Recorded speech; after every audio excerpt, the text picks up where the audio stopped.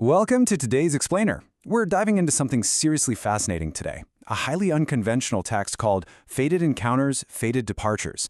It literally takes everything we think we know about grief, loss, and, the cosmic scale of life and just flips it entirely upside down. It really challenges us to step outside our immediate human emotions and look at the universe through a remarkably different lens. So get comfortable and let's start unpacking these ideas. The text actually kicks things off with this incredibly poetic quote: "People experience joy and sorrow, reunions and separations, just as the moon has its phases of fullness and emptiness." It's setting a really contemplative tone right out of the gate. The author is acknowledging that mourning a loved one, that's just a deeply, deeply natural human response. The text even asks, if we didn't grieve when we lost someone we care about, how would we be any different from unfeeling grass or trees, right? Our sorrow is kind of the baseline of our humanity. Section 1. The Universality of Grief, the Natural Response to Loss. Let's look at this heavy emotional baseline first before we get into the author's spiritual solutions.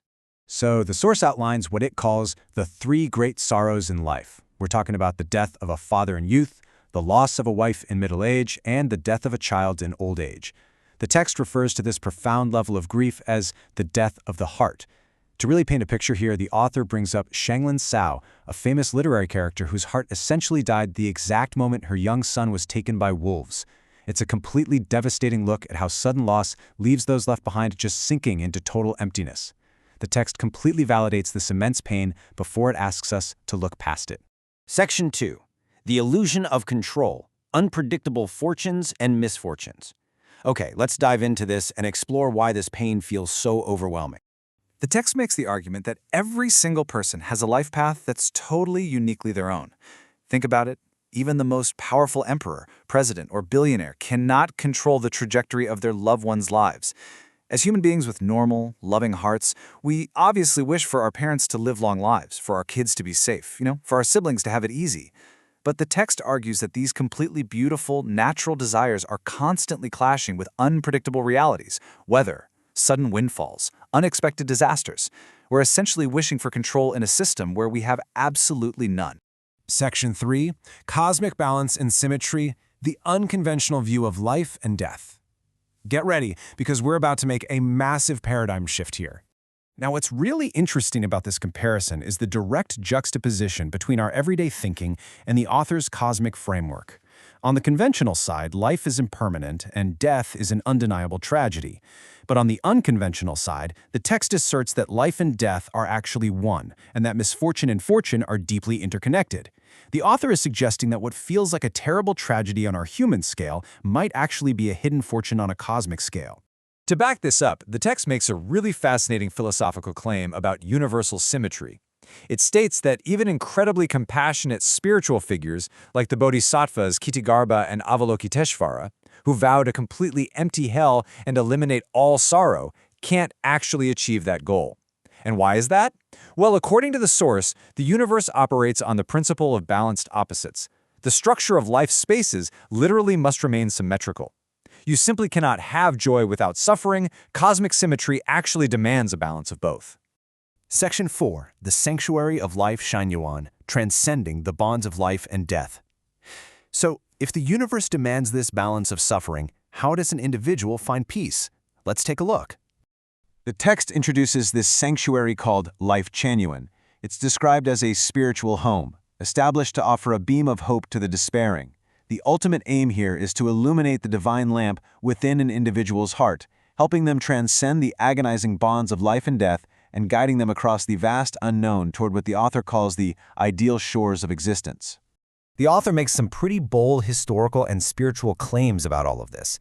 For instance, the text asserts that in the current era of human history, only Jesus and Sakyamuni truly understood the essence of life.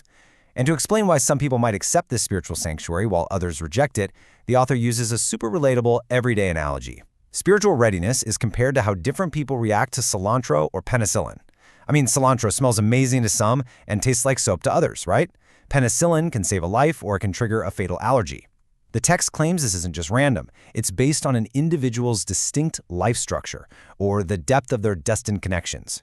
For those who are structurally ready and actually choose to enter the sanctuary, The source describes the experience as bringing a daily sense of coolness. It's likened to drinking from the clear streams of the life source, which connects a person's life to the vast ocean of existence.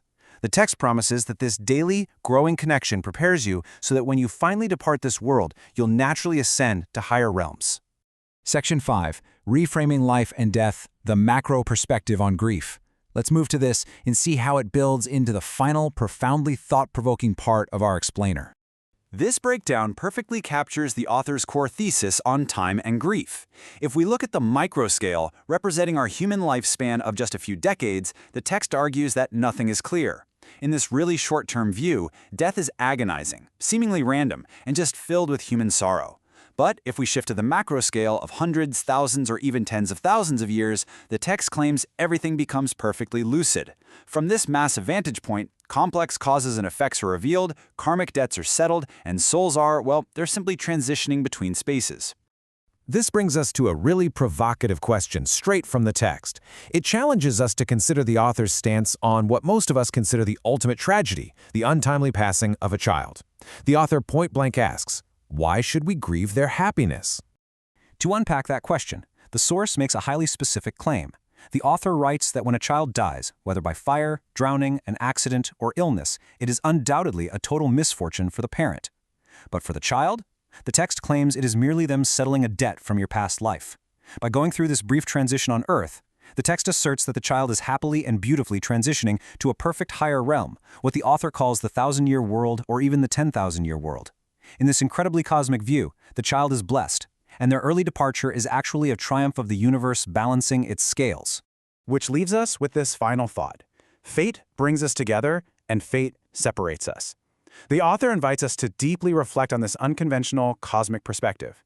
It asks us to consider whether our deepest sorrows are actually just the universe working out a balance far older and vastly larger than we can see in our brief human decades. To shifting our gaze from the span of a single human life to the span of 10,000 years change the way we experience a broken heart? It's a challenging, mind-bending perspective on the true nature of human connection. Thank you for joining me for this explainer, and I'll leave you to ponder that question.